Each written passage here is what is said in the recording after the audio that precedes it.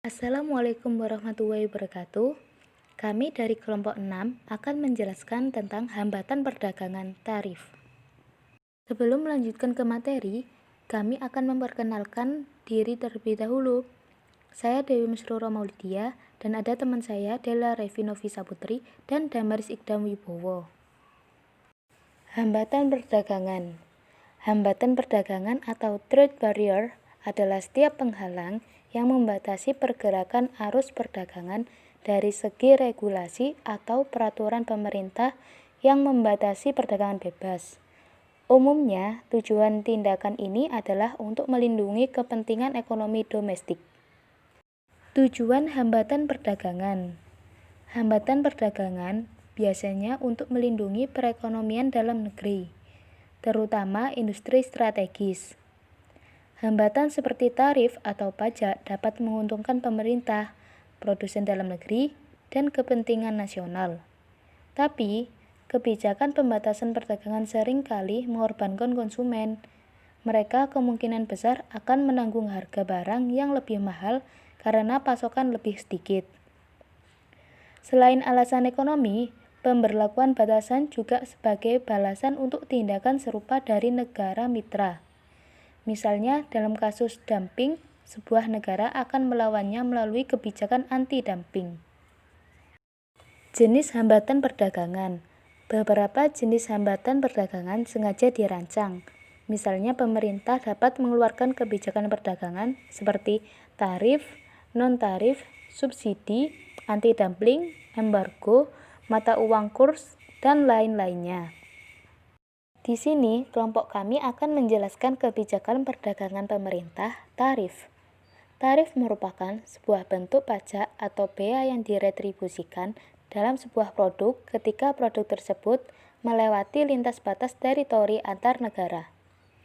Tarif sendiri dapat berupa tarif impor dan tarif ekspor. Tarif impor adalah tarif yang diretribusikan terhadap barang-barang yang diimpor. Sedangkan tarif ekspor adalah tarif yang diretribusikan terhadap barang-barang yang diekspor. Tarif impor lebih sering digunakan dibandingkan tarif ekspor yang kebanyakan hanya diaplikasikan oleh negara-negara berkembang. Baik, selanjutnya saya akan menjelaskan tentang macam-macam tarif. Apabila ditinjau dari mekanisme perhitungan, tarif dibagi menjadi 3 macam, yaitu pertama, tarif spesifik, tarif ad valorem, dan tarif gabungan atau konven tarif. Pertama, saya akan menjelaskan tentang tarif spesifik. Tarif spesifik ialah biaya tetap bagi tiap unit produk impor, utamanya bagi produk komoditas pokok yang tidak dapat diukur dengan mudah.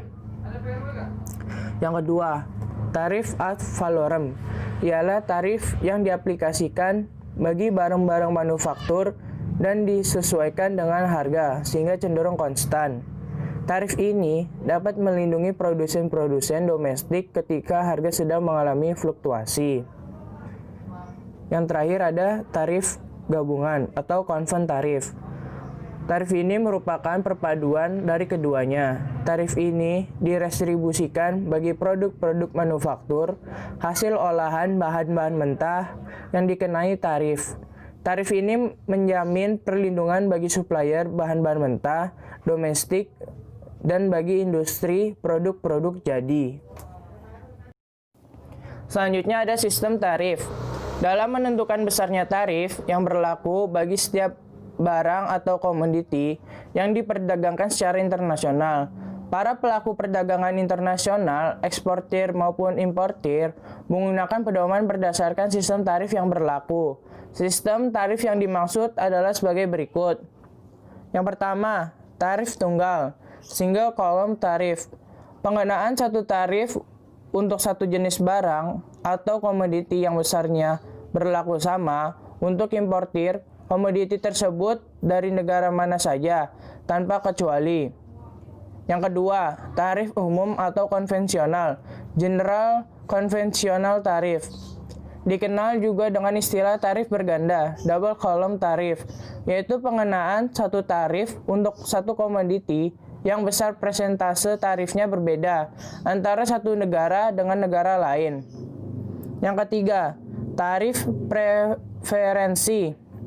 Tarif yang ditentukan oleh Lembaga Tarif Internasional GATT yang presentasenya diturunkan bahkan untuk beberapa komoditi sampai menjadi 0% untuk diberlakukan oleh negara terhadap komoditi yang diimpor dari negara-negara tertentu karena adanya hubungan khusus antara negara pengimpor dengan negara pengekspor. Cara pengenaan tarif dalam pelaksananya, sistem atau cara pemungutan tarif bea masuk dapat dibedakan menjadi beberapa cara.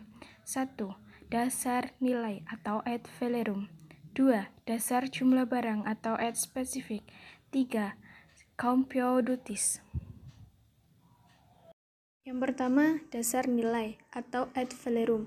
Besarnya pungutan bea masuk atas barang importir ditentukan oleh tingkat persentase tarif dikali harga CIF dari barang tersebut. Sebagai contoh, harga CIF suatu barang adalah 100 US dollar dan besarnya tarif bea masuk sebesar 10%.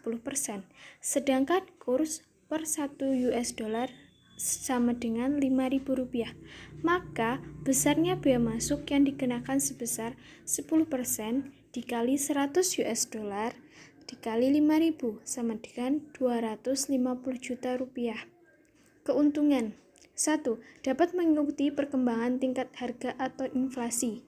2. Terdapat diferensi harga produk sesuai dengan kualitas. Kerugian 1. Memberikan beban yang cukup berat bagi administrasi pemerintahan, khususnya bea cukai, karena memerlukan data dan perincian harga yang lengkap. 2. Sering menimbulkan perselisihan dalam penetapan harga untuk perhitungan bea masuk antara importir dan bea cukai, sehingga dapat menimbulkan stagnasi atau kemacetan arus barang di pelabuhan. Kedua, dasar jumlah atau ad spesifik. Pemungutan bea masuk ini didasarkan pada ukuran atau satuan tertentu dalam barang impor. Sebagai contoh, bea masuk yang dikenakan atas barang-barang atau komoditi seperti yang di bawah ini. 1. Semen sebesar Rp3.000 per ton. Kedua, sepatu sebesar Rp14.500 per pasang. Ketiga, piring sebesar Rp5.000 per lusin. Keuntungan dari dasar jumlah barang. 1.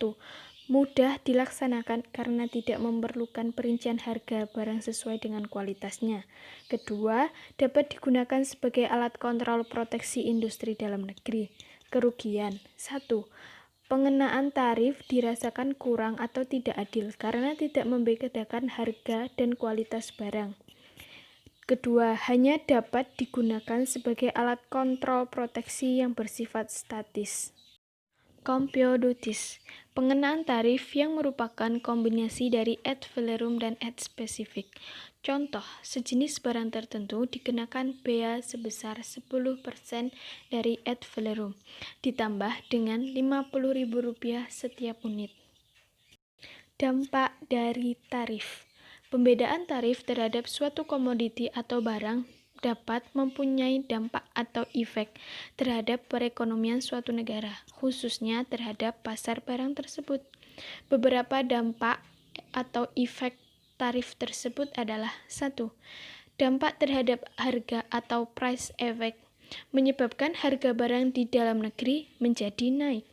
Kedua, dampak terhadap konsumsi atau consumption effect, menyebabkan jumlah barang yang diminta dalam negeri atau demand menjadi berkurang. Ketiga, dampak terhadap produksi atau import submission effect. Pengenaan tarif dapat meningkatkan jumlah produksi yang ada di dalam negeri. Keempat, dampak terhadap retribusi pendapatan atau distribution effect. Pendapatan yang diterima pemerintah akan meningkat. Juga dengan adanya ekstra pendapatan yang dibayarkan oleh konsumen di dalam negeri kepada produsen dalam negeri. Sekian presentasi dari kelompok kami. Apabila ada salah kata atau salah kalimat atau salah penulisan, kami mohon maaf. Wassalamualaikum warahmatullahi wabarakatuh.